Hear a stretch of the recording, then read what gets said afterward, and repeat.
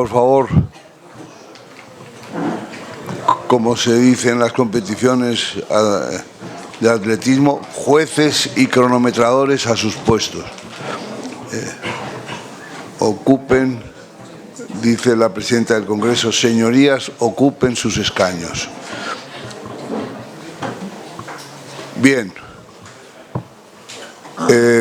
Estamos en la última de las sesiones de este seminario, que lleva por título Nueva Arquitectura de Seguridad. Para hablar de este tema están aquí Javier Solana, que fue, como ustedes saben, secretario general de la OTAN y alto representante para la política exterior y de seguridad común y actualmente presidente de ESADEGEO, y antes, durante y después compañero de pupitre en la Facultad de Ciencias de Físicas y amigo permanente en cualquiera que haya sido las vicisitudes por las que haya pasado y los nombramientos que haya tenido. Además, creo que no nos ha fallado en ninguno de estos seminarios, y si ha fallado en alguna ocasión ha sido presentando certificado médico que excusara su presencia. Pero no, porque ha tenido siempre una salud de hierro. Alguna vez ha tenido algún problema con la bicicleta, porque practica la bicicleta campo a través, a pesar de las recomendaciones que le hemos hecho de que vaya por terreno asfaltado, pero es incoercible. Y también está aquí para abordar ese mismo tema desde otra perspectiva el almirante Juan Francisco Martínez Núñez, que es secretario general de Política de Defensa, para decirlo en términos, digamos, en los términos en que se expresa el Ministerio de Defensa, es SEGEMPOL. Siempre, en el caso de la defensa y de los militares, hay una sigla. No se puede decir jefe del Estado Mayor Conjunto, se dice GEMACON, y así sucesivamente. Estamos ante el SEGEMPOL. El SEGEMPOL ha seguido el desarrollo de este seminario durante muchos años y ha sido una referencia permanente para nosotros, porque sin su ayuda no hubiera sido posible sostener la colaboración y el patrocinio. Aparece un amigo, pero a ver, la foto, ¿no has hecho la foto con el vino que has traído? Antes de comer, no, vale. El vino y haré... Bueno, y luego te preguntamos, sí, por favor. Entonces, digo, el almirante, que ha sido pieza clave para nosotros, que ha sintonizado siempre con nuestro propósito, un propósito, Javier, que se inició hace 40 años. Se han hecho 35 seminarios. Esto indica por lo menos tenacidad, indica por lo menos constancia, algo que no es muy frecuente muchas veces en nuestro país, que las cosas muy enseguida se vienen abajo. Esto no se ha venido abajo, esto está muy bien enclavado en un lugar extraordinario que facilita estas reflexiones, que es Toledo. Y tenemos también en la mesa al presidente de la Asociación de Periodistas Europeos, Diego Carcedo, que tendrá la encomienda de dar el último punto a la clausura cuando terminen estas exposiciones previas y cuando se hayan hecho las preguntas que correspondan. Así que el tema de esta sesión es Nueva Arquitectura de Seguridad para Europa, y para hacer una primera aproximación, le doy la palabra al almirante Juan Francisco Martínez Núñez. SEGENPOL. Adelante. ¿Cómo es la sigla de secretario general de la APE? ¿Ya tenéis APE? SEGENAPE. O sea, un colega. Bueno, muchas gracias, Miguel Ángel. Señoras y señores, queridos amigos, porque ya muchos nos llevamos tiempo conociendo, es un honor participar en esta sesión de clausura del seminario de la Asociación de Periodistas Europeos en su 35ª edición y compartir esta mesa pues con don Javier Solana, con don Diego Carcedo y con Miguel Ángel Aguilar. Esta es una reunión que, como decía Miguel Ángel, es una reunión de fieles, una cita anual que se ha convertido ya en una referencia en España cuando se habla de seguridad y defensa. Y esta ocasión me ha parecido especialmente interesante, aunque solo he podido asistir a la sesión previa.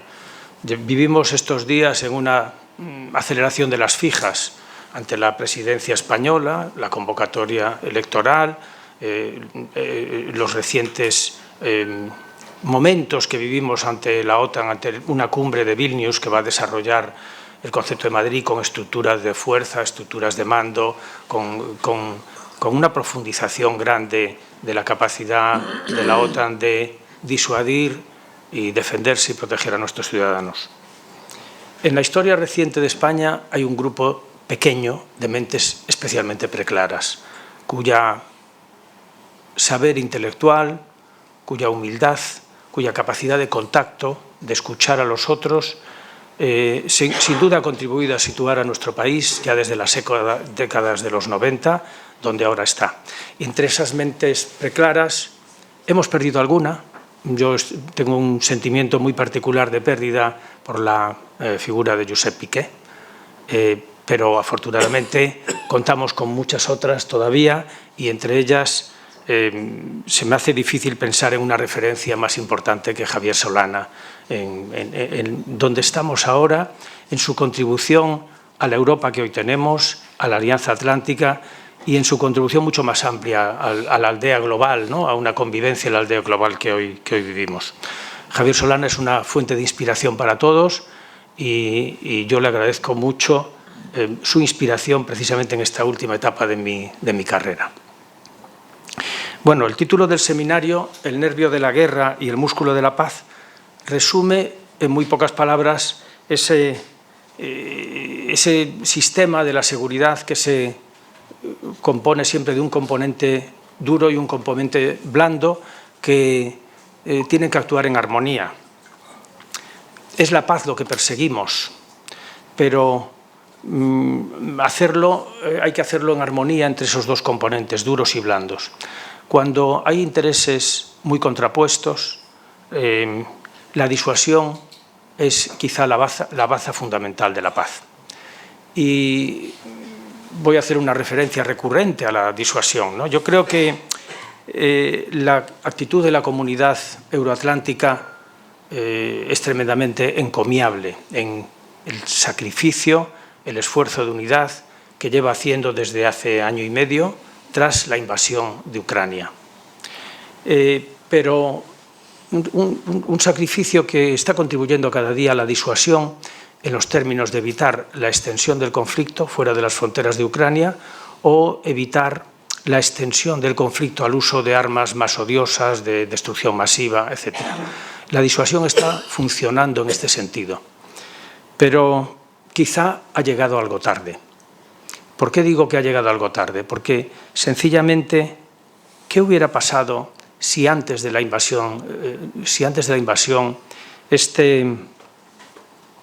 esta unión, esta capacidad de esfuerzo, de actuar juntos, la Comunidad Europea se hubiera mostrado? Si no hubiéramos sembrado dudas sobre la fortaleza mental de la Alianza Atlántica o sobre la unión de la Unión, pues es posible que en la impenetrable mente del líder ruso es posible que no hubiera percibido esta unión, esta capacidad de sacrificio, de seguir adelante, esta perseverancia de Occidente. O quizá no hubiera percibido que nuestra actitud, hubiera percibido él que nuestra actitud ante la invasión habría sido débil o quizás soportable. Paradójicamente, se trató de un error de cálculo en una persona que presume de estar muy bien informada. Y esto nos pone de manifiesto que en las autarquías, en los sistemas de poder absoluto, la información nunca llega. La información necesita los medios, el contraste, la libertad. Si no, no llega. Pero nuestra lección aprendida es que nuestro sistema de disuasión no solo se tiene que basar en hechos, en capacidades, en poder militar, sino también en percepciones. Si la percepción que irradiamos no es de unión y de solidez y de determinación, la disuasión no funciona. Apuntaba el general López del Pozo en su intervención en la jornada inaugural que la paz exige fuerza e incluso disposición a utilizarla, porque si no, no hay forma de disuadir a otros de hacerlo en su propio beneficio o de contrarrestar una situación de hecho.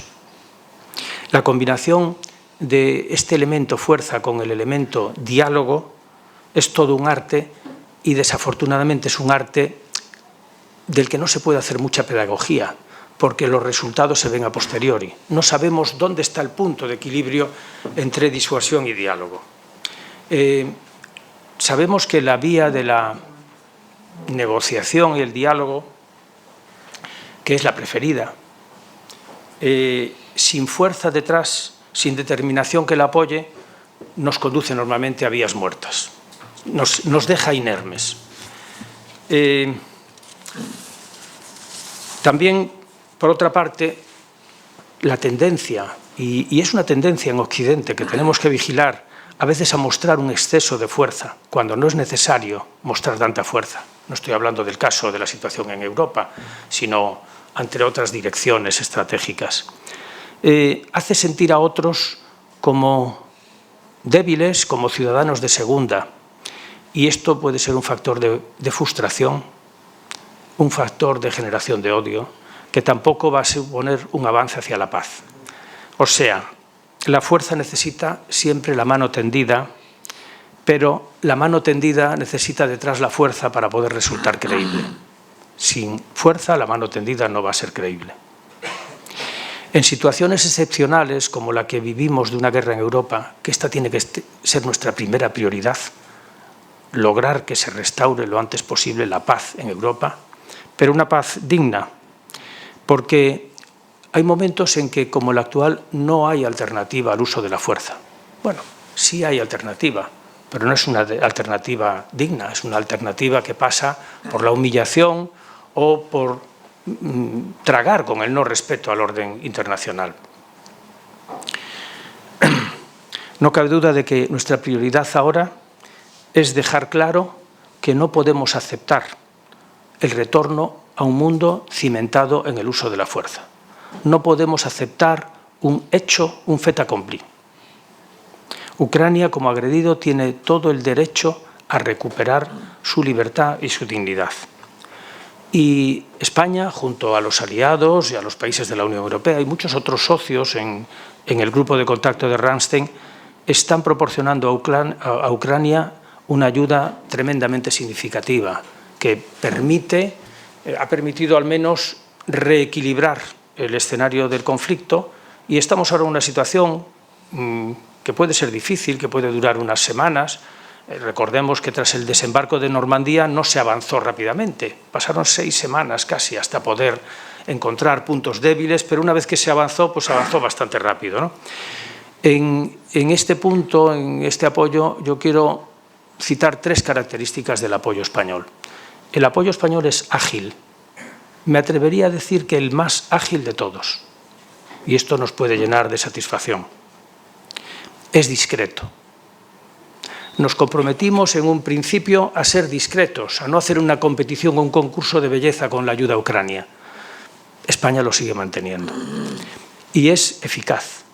No damos mucho, no tenemos mucho surplus. Llevamos 20 años de desinversión en defensa.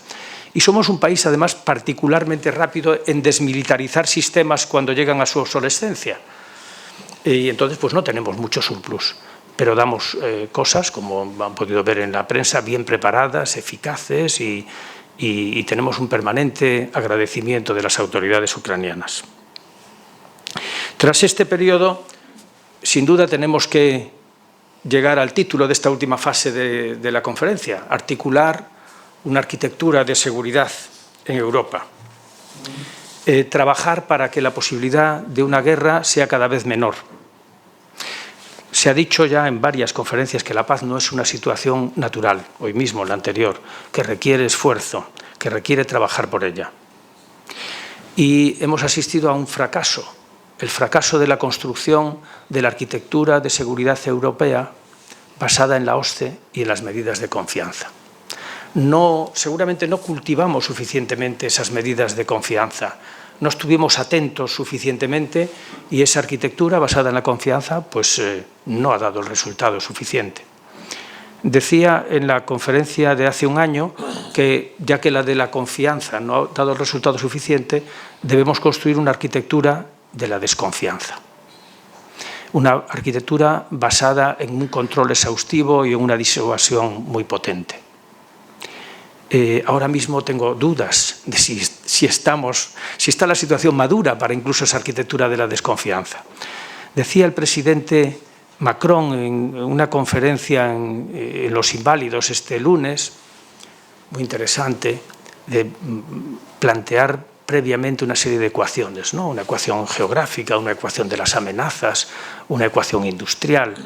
No sé si es que, don Javier, no es el tiempo de la física y de la arquitectura, sino el de la matemática, o sea que todavía estamos lejos de poder poner los pilares, o quizá simplemente, como también se mencionó en la conferencia anterior, el de la agricultura, ¿no? Ahora estamos en un momento para fertilizar, regar el terreno para construir esa arquitectura de futuros pilares. Y creo que en esto sí podemos ser bastante optimistas y positivos, porque el incremento en Europa, en nuestros socios, de la conciencia y cultura de que hay que atender a la defensa es tremendamente positivo.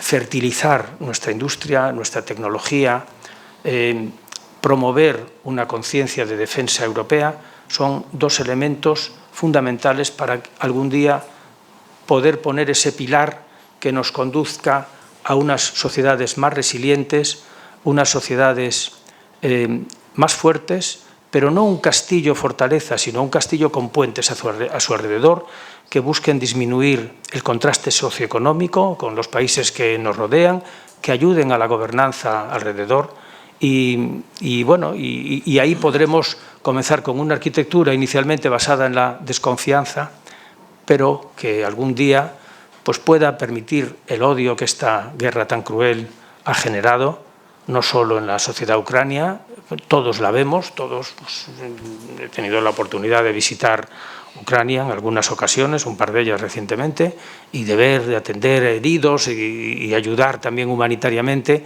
y la situación para lograr la concordia nos va a llevar muchísimo tiempo.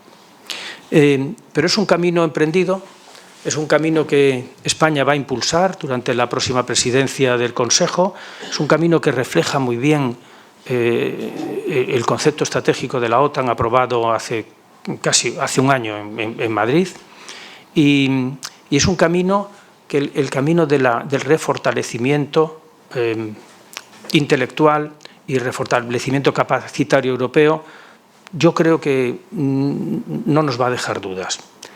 En paralelo hay otro camino que va a ser más difícil, vemos que es más difícil construir, el camino de mover a nuestros amigos europeos de esta especie de sofá de confort, un sofá de confort de la superioridad, que recuerda demasiado al colonialismo.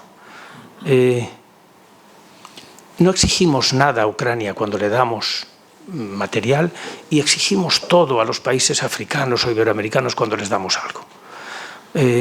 Yo creo que tenemos que rearmarnos, movernos de nuestro sofá de confort y ser capaces de tener mayor empatía con los países que nos rodean en la dirección sur, en el sur global, que no debemos consentir que el concepto sur global sea solo un concepto acuñado por China, es un concepto de proximidad afectiva.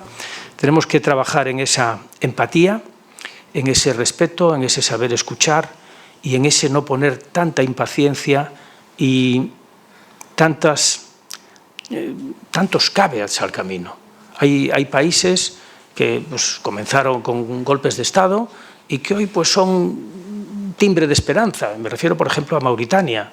2 años después del golpe de Estado abolieron la esclavitud. Claro, 2014, abolieron la esclavitud muy tarde, pero antes no estaba abolida. Tenemos que poner mucho mayor interés también en esa dirección sur, aunque ahora mismo lo que más nos preocupa es restaurar la paz en Europa. Muchas gracias.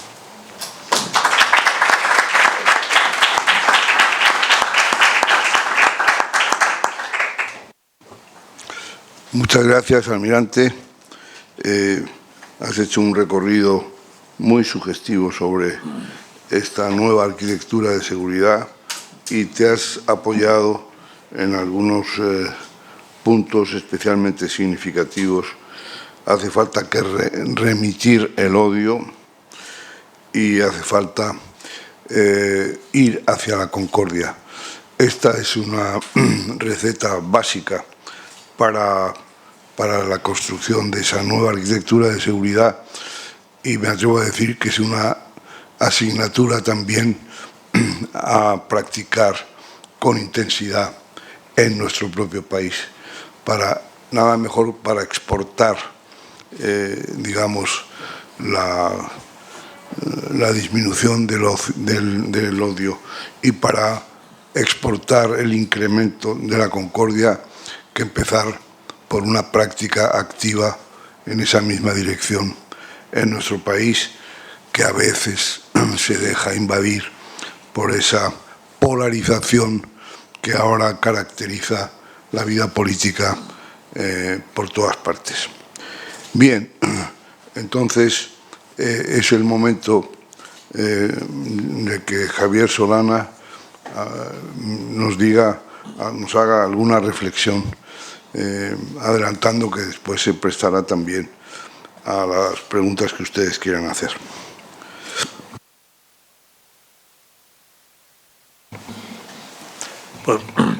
Pues muchas gracias por la invitación, Miguel Ángel.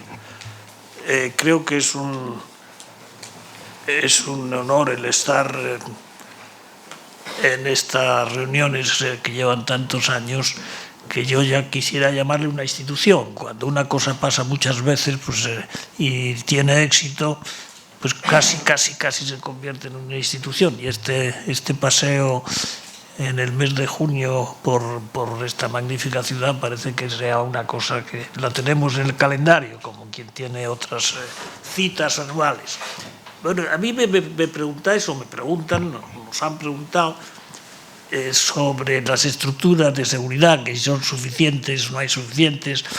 Yo no quisiera perder el tiempo con eso, porque las estructuras de seguridad que tenemos no hay que adaptarlas prácticamente a casi nada. Tenemos la Alianza Atlántica, que está funcionando bien, tenemos la Unión Europea, que cada vez está funcionando mejor también. Yo no veo ninguna transformación necesaria en esta. Lo que sí tenemos que hacer es funcionarlas mejor, utilizar mejor lo que tenemos. Pero yo no me perdería mucho el tiempo en buscar otra vez más otra manera de hacer las cosas que con los instrumentos que tenemos. Solo habría un momento en que yo pondría sobre la mesa una dificultad mayor que lo que tenemos ahora. Sería una situación en la que China entrara en conflicto. Si China entra en conflicto o Estados Unidos entra en conflicto con China, entonces sí tendría grandes repercusiones sobre Europa y tendría grandes repercusiones sobre nuestra seguridad. ¿Por qué? Porque Estados Unidos, por muy potente que sea, no es capaz realmente en este momento que estamos hablando de mantener dos frentes abiertos, uno en Asia y otro en Europa. Por lo tanto, que ese momento no nos llegue con la guerra de Ucrania abierta, si es que nos va a llegar. Hay que evitar por todos los medios que el conflicto no vuelva a existir, no exista en el Pacífico. Yo creo que todavía hay posibilidades muy fuertes de que no exista, pero también hay probabilidades de que exista, y para ese momento tendremos que nosotros estar mucho más preparados, porque nos tocará llevar más solos, digamos. Los americanos estarán menos presentes en nuestra ayuda, digamos, al conflicto europeo. Bueno, para ser optimistas, yo creo que el conflicto con Ucrania no va a ser eterno. Yo creo que encontraremos, y no bastante pronto, yo creo, una manera de alcanzar lo que pudiéramos llamar un armisticio. Un armisticio que en este caso es más difícil que en otras guerras, pero piensen ustedes en Corea, por ejemplo. Corea están en guerra. Corea del Norte y Corea del Sur están en un armisticio. Los altos del Golán de Israel, Siria e Israel están en guerra, pero están en armisticio. Es decir, lo importante es que dejáramos de matar. Y que ya viéramos cómo se podía luego el vivir juntos se puede hacer si realmente se impone la racionalidad de dejar de matar. Encontrar esa fórmula en esta guerra, en el caso de Ucrania, es muy difícil, porque la línea del armisticio tiene mucho parecido con la línea final. Y por lo tanto, al hacer el armisticio, casi tienes que resolver la solución final de por dónde va a estar la línea final. Pero bueno, creo que por ahí tenemos que hacer algunas cosas importantes, y es el momento para hacerlas. Y hacerlas rápidamente, porque, insisto, si tenemos un problema mayor o crece la tensión en el campo asiático, cada vez vamos a estar nosotros en una situación más difícil para poder, si no tenemos bien montado nuestra estructura, cada vez va a ser más difícil el tener la presencia de ánimo nuestra, más la de los americanos, si tenemos un conflicto mayor. Pero vamos a ver, yo creo honestamente que llegaremos a una situación de armisticio en Ucrania. Para decirles toda la verdad, yo nunca creí que íbamos a entrar en esta guerra. Nunca lo creí. Yo creí que esta guerra no existiría, pero ha existido. Y conozco este conflicto desde su inicio. Yo estaba en el año 2004, cuando empezó toda la tensión entre Rusia y Ucrania.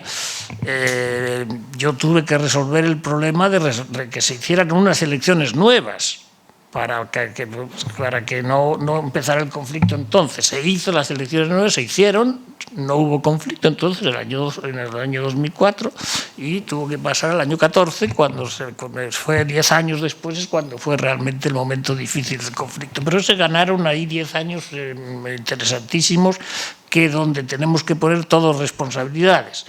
Y una responsabilidad muy importante, y lo quiero decir, es Ucrania. Es decir, esos 10 años tampoco Ucrania funcionó como debió haber funcionado. No fueron capaces de hacer lo que se les estaba ayudando a hacer. Era un país que todavía no estaba muy bien, no suficientemente establecido.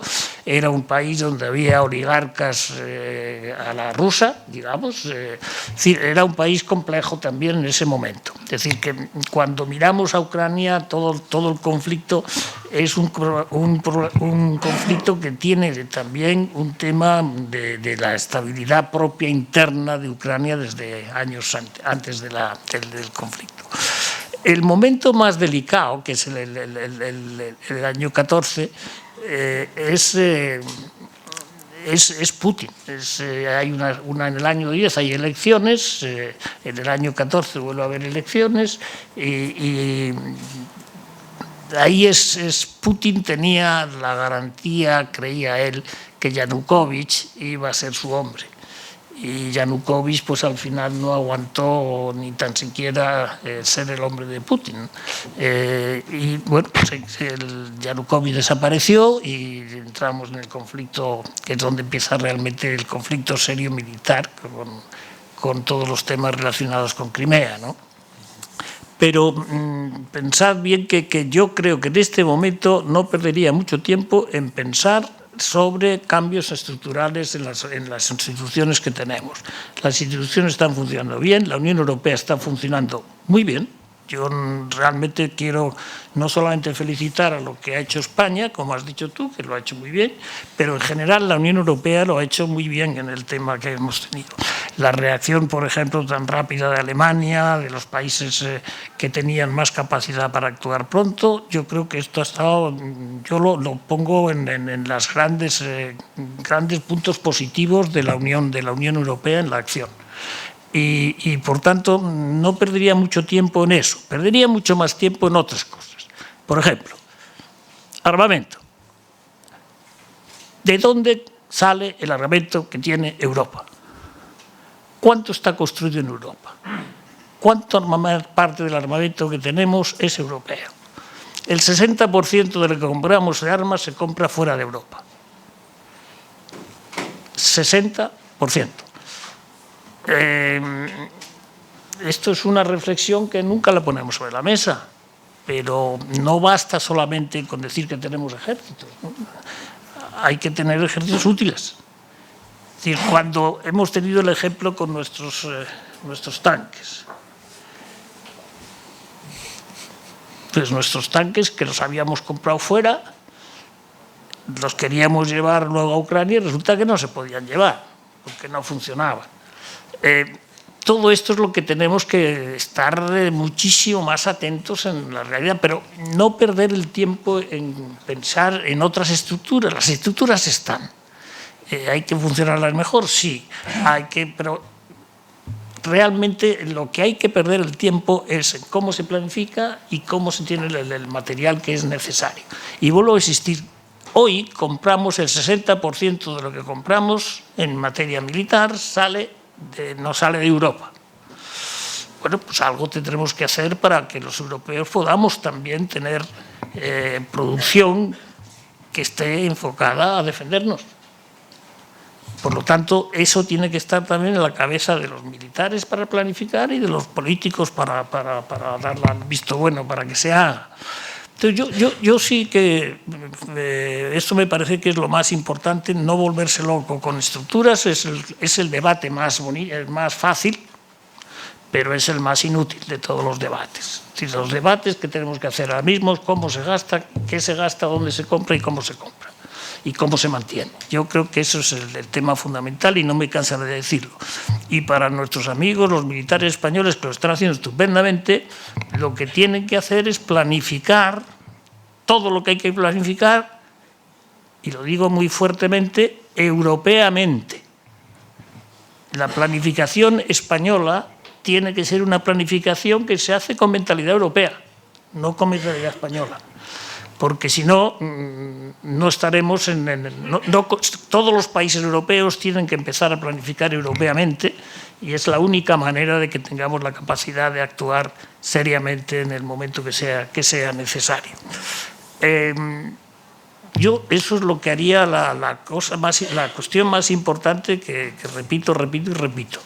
Y creo que en este momento, voy a decir lo que pienso de verdad, creo que son más europeos en este momento los militares españoles que los civiles. Es decir, los militares españoles están haciendo un esfuerzo de educación extraordinario en construir un ejército europeo en España. Todos hablan idiomas, todos saben lo que es Europa, todos conocen muchísimas cosas del mundo más que a veces muchos de los políticos que están en activo, pero esa relación entre los civiles y los militares sobre Europa es un debate que sí que hay que tener en serio. Y para eso se necesita que haya por la parte civil también gente que esté dispuesta a tener ese debate seriamente. La parte militar yo creo que lo está haciendo y lo está haciendo desde mi punto de vista muy bien. Y pensar también desde el punto de vista nacional lo que va a suponer de sacrificio económico. Estamos gastando más en defensa y pensad por un momento pensad por un momento que llegamos a la paz. Reconstruir Ucrania va a costar millones y millones y millones de euros que de algún sitio tienen que salir y alguna parte nos tocará a nosotros que salga. Por lo tanto, lo que no podemos es pensar que todas estas cosas no van a tener un coste entre nosotros. Que el coste sea el menor posible, pero van a tener un coste. Y nos tenemos que preparar moralmente, los ciudadanos europeos, los españoles también, en que ese sacrificio lo vamos a tener que hacer.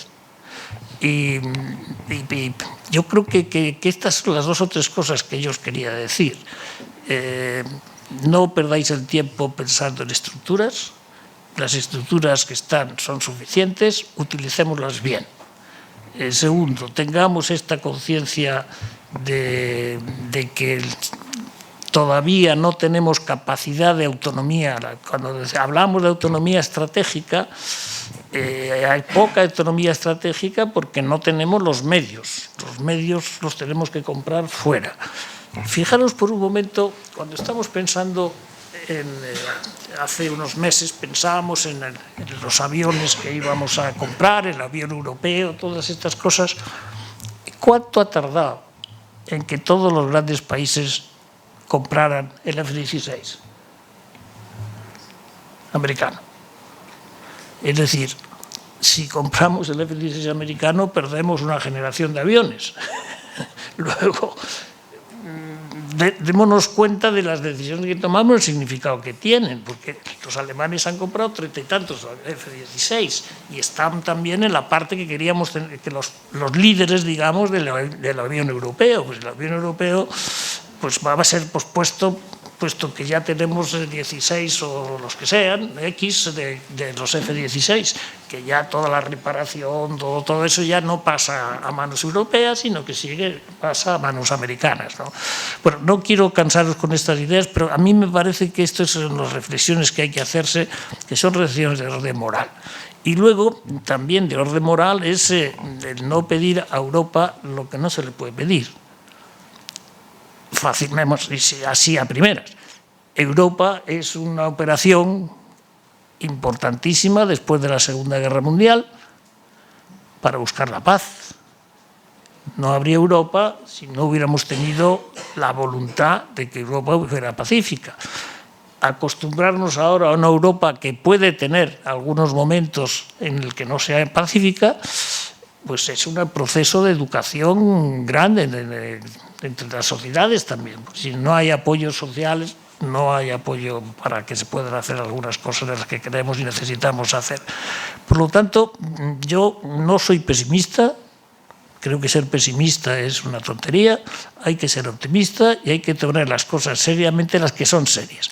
Y una de las cosas que yo os pediría a los militares es que pidierais a los políticos que así como hay una reunión anual sobre la política fiscal de la Unión Europea y se pasa a revista cómo va cada país en los temas fiscales, etcétera, etcétera, presupuestarios, ¿por qué no ponemos también una reunión anual del mismo tipo para ver cómo van los gastos militares y el desarrollo militar, el desarrollo de seguridad en general? Yo creo que esto nos pondría a todos en una dinámica de obligación anual de tener que dar la cara ante los demás, que sería estupenda. Los temas fiscales se han ido arreglando porque cada año hay que poner los temas fiscales sobre la mesa y hay que ponerse colorado o no ponerse colorado, y es un buen momento para que las cosas se pongan en la buena dirección. Yo es una cosa que sí me gustaría que de cambios, lo único que corresponde a la Unión Europea hacerlo es llegar a una conclusión de que se requiere, sería una buena cosa que hubiera una reunión anual donde se llevaran los presupuestos, se llevara la planificación, se llevara realmente lo que cada uno está haciendo, pero de verdad.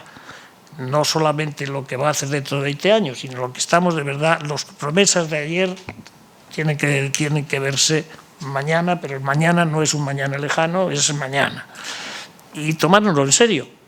Yo no, entonces, acabo, no perdamos el tiempo con inventarnos instituciones, lo que tenemos, lo tenemos, pongámoslos a funcionar bien.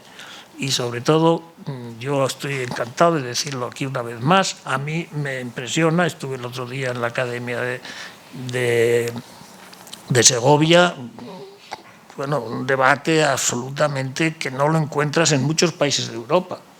con los alumnos y los mandos de la academia. Realmente los ejércitos españoles han cambiado de una manera extraordinaria y se han europeizado de una manera estupenda. Por lo tanto, gracias por todo lo que estamos haciendo entre todos y estoy dispuesta a contestaros a lo que queráis preguntar. Nada más.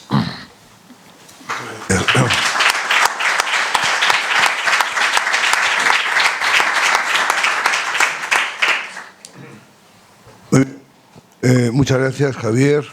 Creo que te has centrado en clarificar un poco el panorama, en disuadirnos de pérdidas de tiempo, en imaginar nuevas arquitecturas, aplicarnos a mejorar el funcionamiento de lo que existe y luego con esta última cuestión de esta propuesta de que igual que existe una reunión para pasar revista anual a los temas fiscales, pues que exista otra para que cada país presente qué está haciendo en el ámbito de la defensa y de las Fuerzas Armadas. Me parece que sería un magnífico principio de una nueva y valiosa etapa. Así que vamos a ver, yo tendría muchas cosas que preguntar porque había tomado muchas notas, pero prefiero que se escuche a quienes estáis aquí y habéis participado en estas dos jornadas, que tienen la virtud de producir también un clima de interacción entre militares, académicos, periodistas, diplomáticos, numerosos que han venido de diferentes embajadas y además, claro, de los ponentes. Allí al fondo, Javier Fernández Arribas, vicepresidente internacional de los periodistas europeos. Sí. Yo quería preguntarles tanto al señor Solana como al almirante si Europa, por un lado la Unión Europea, pero también los países de la OTAN, van a poder mantener la unidad, que es uno de los factores considerados clave a la hora de hacer frente a la crisis provocada por la invasión de Ucrania, teniendo en cuenta los costes que está teniendo y los intereses de cada uno de los países. El tema de los precios de la energía, los precios de los alimentos, la inflación, las hipotecas, etcétera, etcétera, porque hay veces que la gente no lo piensa, pero nosotros de alguna manera también estamos en guerra. Gracias. Muchas gracias. Evidentemente, lo que he dicho iba el que estamos nosotros, todos estamos en una situación de conflicto. Unos estamos económicamente y militarmente pequeño y otros están más militarmente y también con consecuencias políticas, económicas, etcétera. Y países que están muy lejos. El Global Sur, como se da por llamar ahora, está sufriendo por esta guerra mucho. Está sufriendo con alimentos, están sufriendo con el coste de energía también. Es decir, que eso es... la pregunta es, ¿vamos a ser capaces los europeos de tener la estamina de aguantar lo que nos hemos comprometido? Vamos a ver. Yo creo que sí. Ahora bien, cuando veo los resultados electorales en algunas últimas elecciones, a veces puedo pensar que me estoy equivocando. Pero creo que incluso si tenemos populismo en los países o más gobiernos, digamos, menos europeos, me empiezo a preocupar. Es que ahora una elección en un país europeo, estando como estamos, viviendo como vivimos y sabiendo lo que sabemos, es una elección sobre Europa. Y claro, hay que seguir teniendo las campañas electorales en cada uno de los países diciendo que somos europeos. Subrayo todo esto muchísimo, con el tiralinas más gordo que tuviera. todo lo que hacemos ya se hace, somos europeos y nos estamos enfrentamos a un tema anterior de la pandemia, el COVID, todas estas cosas se hizo bien, la vacuna, todo eso se hizo bien y ahora tenemos la consecuencia de la guerra y también hay que hacerlo bien. Y eso cuesta un sacrificio. Y la pedagogía hay que hacerla y todos la tenemos que hacer. La pedagogía, porque si empiezas pensando, o si empiezas ya teniendo la visión de que vamos a fallar en tanto que vamos a decir que ya no nos gusta Ucrania, pues eso yo no me lo imagino en Europa. Me lo puedo imaginar, fíjate, en Estados Unidos. Me lo puedo imaginar en Estados Unidos. Si ganan los republicanos en Estados Unidos, cansancio sobre la OTAN, puede volver, y cansancio, por tanto, sobre todos los conflictos europeos. Y en ese momento es cuando sí que tenemos que suplir esa baja, además de entusiasmo americano, tenemos que suplir con entusiasmo nuestro, ¿no? Por tanto, de estas cosas tenemos que hablar, pero sobre todo tenemos que hacer. Yo creo que hacer es fundamental. Vamos a ver, yo también querría decir, a propósito de tu pregunta, aunque no es muy abuso de tu pregunta para contestar a otra, vamos a ver, la idea de la interdependencia. Es decir, la independencia era un concepto para evitar la guerra. Países interdependientes no luchan entre sí. Esa era la teoría. Hoy estamos viendo que países interdependientes van a la guerra. Pero es que no es porque sean interdependientes por lo que van a la guerra, sino porque una de las partes se ha hecho súper dependiente. No es la interdependencia, es la dependencia. Mientras Alemania y Rusia estaban en la función, en el nivel de interdependencia, no hubo guerra. Es decir, el ejemplo mejor de interdependencia es Alemania y Rusia. Cuando uno empieza a no ser interdependiente, sino dependiente, es cuando entonces se rompe el equilibrio de la interdependencia y hay guerra, o puede haber guerra. Por tanto, la interdependencia es una cosa que hay que defender como sea. La interdependencia, pues sí es garantía de paz. Lo que no es garantía de paz es la dependencia. Y sobre todo la dependencia exagerada.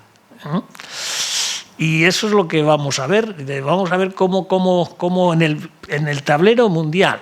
Vamos a ver, ahora mismo en Dinamarca hay una reunión de muchos países del Global South que han votado en Naciones Unidas condenando a Rusia por el cruzar la frontera, por entrar en armamento, por entrar en Ucrania, pero que no han querido apoyar las sanciones. Es la primera vez que se convoca y se han convocado. Todavía no sabemos cuántos van, pero yo creo que están yendo suficientes países para tener un debate sobre si ellos también pueden sumarse a alguna operación que les ayude a tener paz en Ucrania. Porque, como te he dicho, bueno, como sabemos todos, los países del sur tienen también ganas de que haya paz, porque habrá más alimentos, los precios energéticos serán, sobre todo la alimentación. El hambre empieza a tocar, ¿no?, a llegar, y el precio de la energía.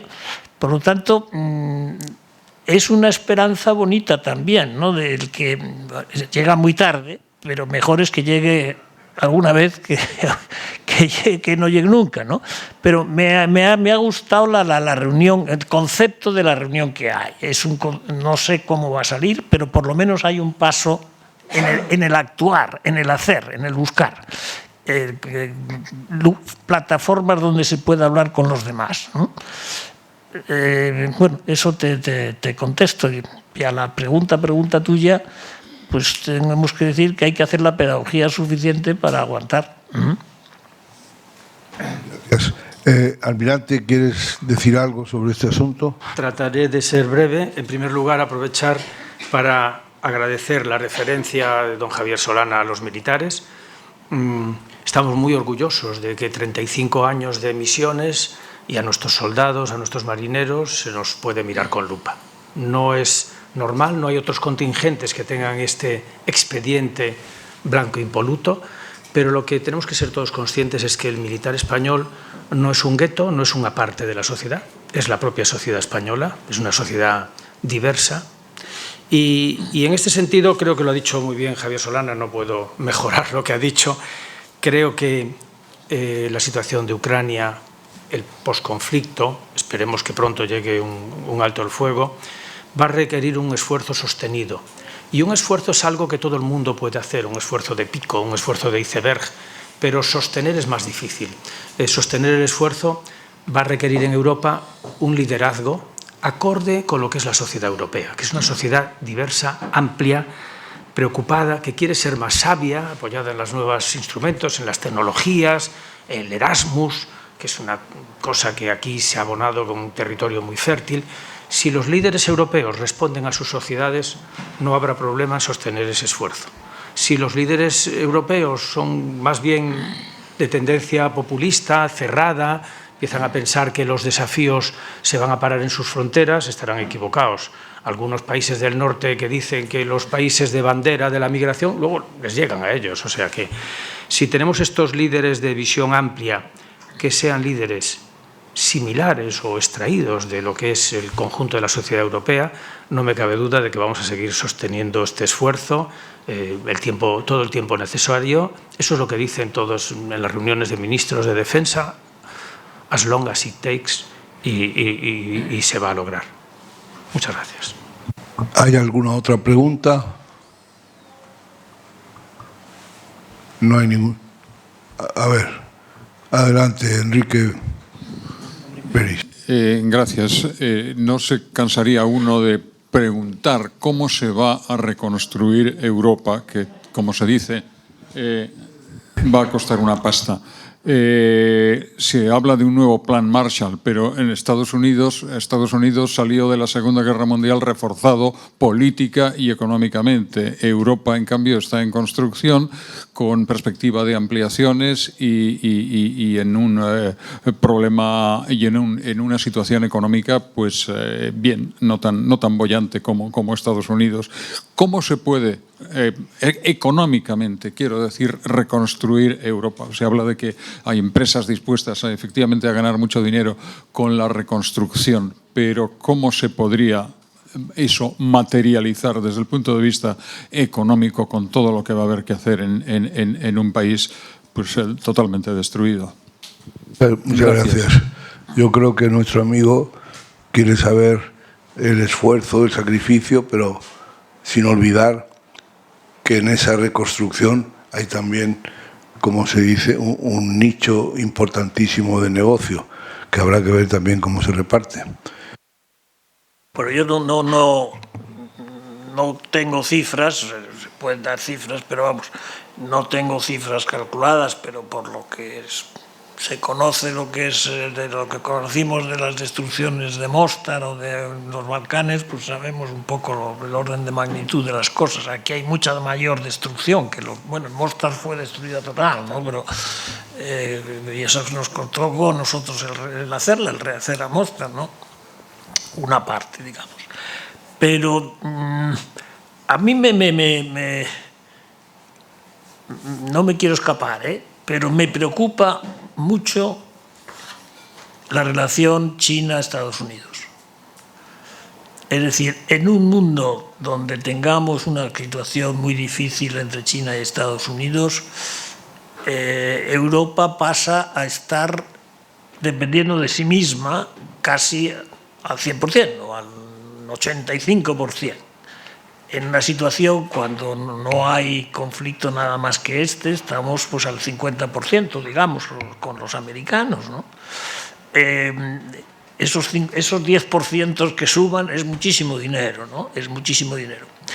Pero, por tanto, me confunde mucho en algunos momentos la posición de nuestros amigos americanos.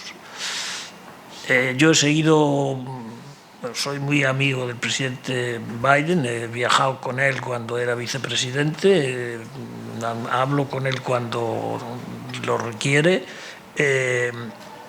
Vamos a ver, a mí lo que sí me preocupa es, por ejemplo, ha habido una reunión del secretario de Estado americano en China. Se ha visto con la gente que estaba planeado que se reuniera. Ha habido una reunión más. El presidente Xi Jinping ha querido recibirle. Ha tenido una conversación que, según las propias palabras del secretario de Estado Blinken, ha sido positiva, incluso usó un término en inglés quizá más optimista. Llega a Estados Unidos y a las 24 horas el presidente Biden les vuelve a recordar que, sin venir a cuento, digamos, no se sabe por qué, vuelve a decir que el presidente Xi Jinping es un dictador y no sé. Es decir, cuando pensábamos que estábamos empezando a construir, pues las primeras reuniones vino el globo, las segundas reuniones viene una frase que se te escapa. Ya no sabes realmente dónde está el sentido común, digamos, ¿no?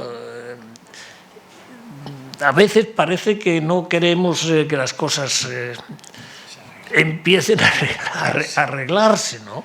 Yo comprendo que la situación americana en este momento es muy difícil porque es que solo hay una cosa que une a ese país en este momento, que es China. Es decir, los demócratas y los republicanos solo hablan, solo se ponen de acuerdo sobre China. En China no. Pues claro, es muy difícil que esos Estados Unidos que tienen elecciones dentro de nada. Mirad, el año 2000, el año que viene, empieza con elecciones en todos sitios, pero hay elecciones en Rusia, que no va a cambiar, no se va a ir Putin, pero sí tendremos quizá un elemento de medida, quizá no muy rico en su precisión, de cómo está el ambiente de la sociedad rusa. Tenemos las americanas, tenemos las europeas, hay elecciones al Parlamento Europeo, por lo tanto la Comisión Europea cambia. Entonces estamos en el año 2004, donde todo lo que yo estoy diciendo ahora va a ser llevado a cabo por otros, no los que están hoy, en ninguno de estos países grandes. Por lo tanto, la llamada que hago al optimismo es mucho más al optimismo, porque al realismo no me atrevo, porque no sé cómo van a salir esas elecciones o esos resultados de la sociedad internacional. Pero vuelvo a decir, los mecanismos, las maneras de hacer las cosas, las instituciones para hacerlo están. La cosa es usarlas bien, ¿no? Usarlas bien. ¿Y quiénes son los líderes para usarlas, ¿no? Pero vamos a tener un cambio en el año muy importante. Esperemos que sea para bien. Almirante, algo que matizar, añadir, enmendar. No, suscribo, subrayo. Muy bien. Entonces, pero yo me quedo con un par de cosas que se han dicho aquí. Una, estas elecciones, las elecciones que se van a celebrar en todos estos países, tienen que ser, deben ser, conviene que sean elecciones sobre Europa. Esto, y la otra cosa con la que me quedaría es subrayar, va a hacer falta, se nos va a pedir a todos. Estamos ya incursos en el sacrificio. La guerra tiene un frente, tiene unas gentes que están en las trincheras o que están siendo bombardeadas o que están bombardeando, pero la guerra no es solo la línea del frente.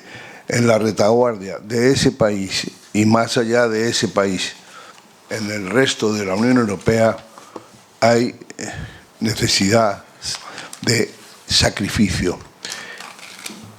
Y me pregunto, ¿está hablando alguien del sacrificio?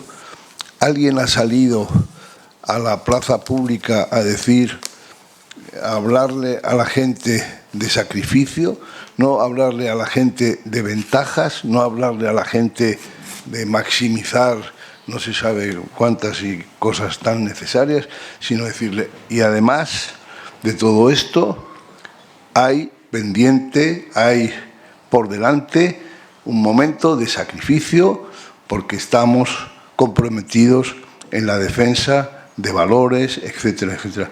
Yo ese lenguaje he oído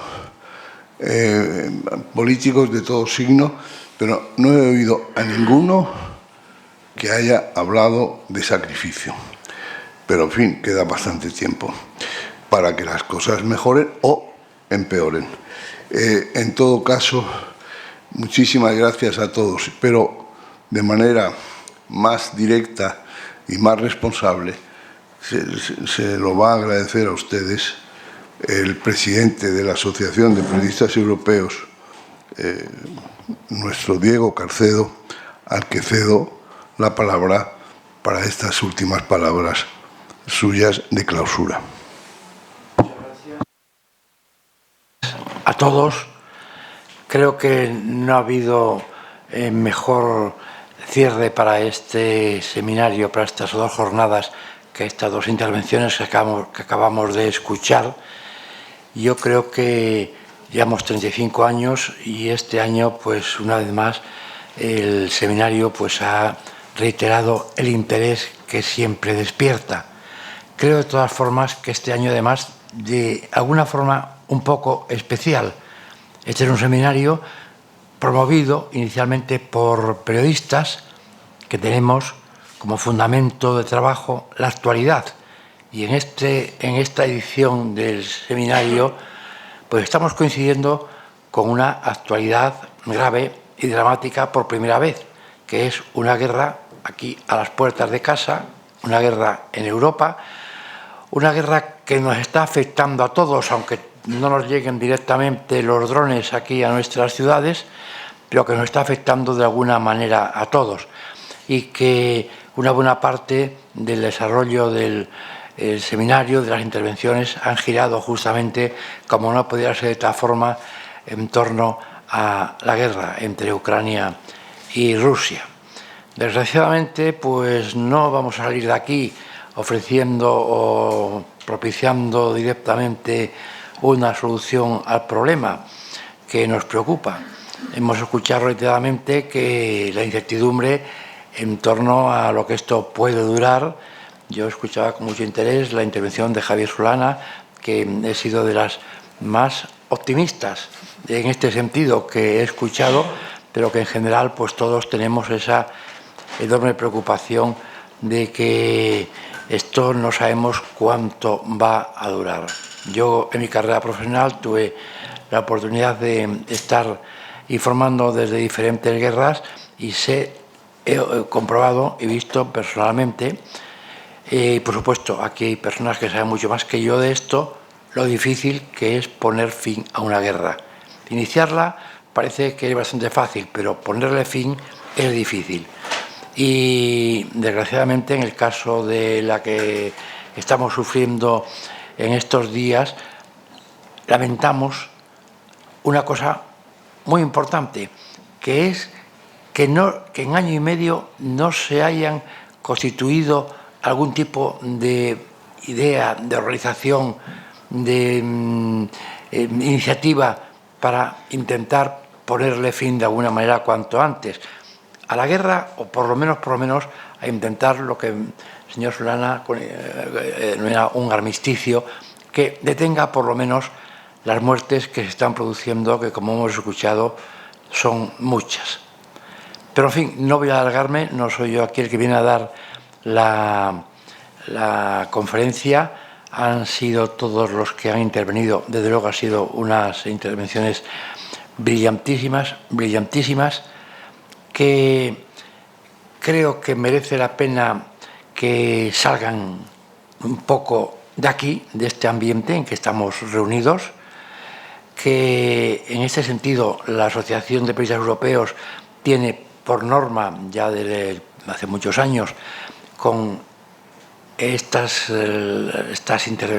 conferencias, estas intervenciones, estos debates, imprimir, preparar unos libros que ya constituyen una verdadera biblioteca sobre defensa y seguridad, que son de un interés muy general para quienes quieran profundizar en los temas, aprovechar para analizar lo que aquí se ha dicho y que pueden obtenerlos porque la asociación los imprime, los prepara, pero los proporciona de forma gratuita a todas las personas interesadas.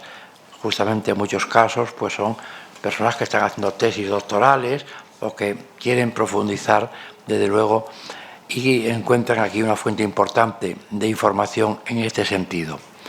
Termino felicitando, por supuesto, a todos los que intervinieron desde la mesa, también a los que intervinieron desde ahí, entre todos ustedes. Felicitarles a todos ustedes y agradecerles la presencia, porque esa presencia para la Asociación de Periodistas Europeos es muy importante por muchas razones. Primero, porque nos estimulan a que no termine esto en la edición 35, que esto siga adelante en ediciones posteriores, que tendremos otros temas de que hablar. A ver si hay suerte y ya no tenemos que reincidir en la guerra, pero no cabe duda que habrá otras muchas materias que hablar, porque en la situación y las relaciones internacionales y la geopolítica hay ahora mismo muchas cuestiones también abiertas, que están además algunas pues un poco eclipsadas justamente por el interés que despierta la guerra. Muchas gracias, les repito, por ese interés que prestan con sus intervenciones directas, simplemente escuchando y acompañándonos y animándonos a seguir adelante.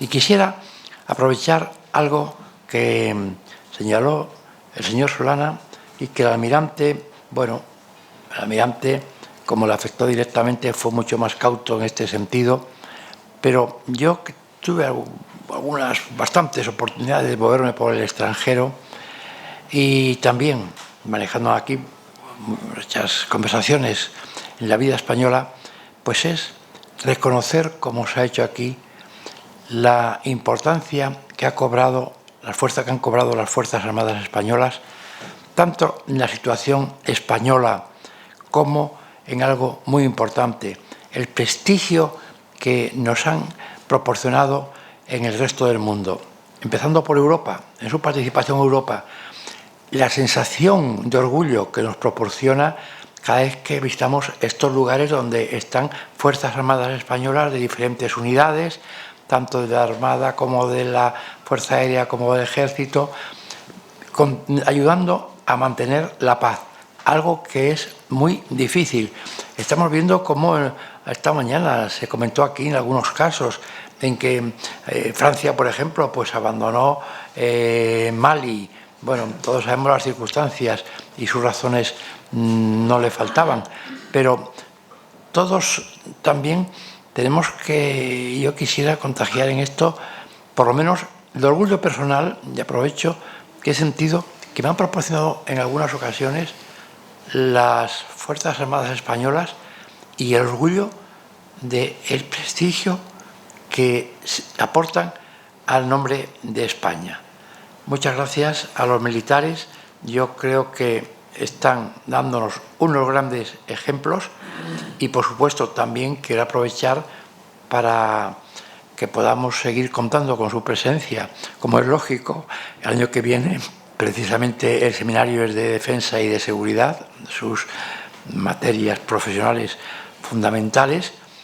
Y, finalmente, también quiero aprovechar a todos para dar las gracias a todos los que han colaborado de diferentes formas, por supuesto en las traducciones, en los manejos de los micrófonos, de la tecnología, para que todos hayamos podido seguir bien el desarrollo de la jornada y que, bueno, que podamos comprometernos seriamente a encontrarnos el año que viene de nuevo a seguir discutiendo estas cuestiones. Muchas gracias, repito, y buenas tardes.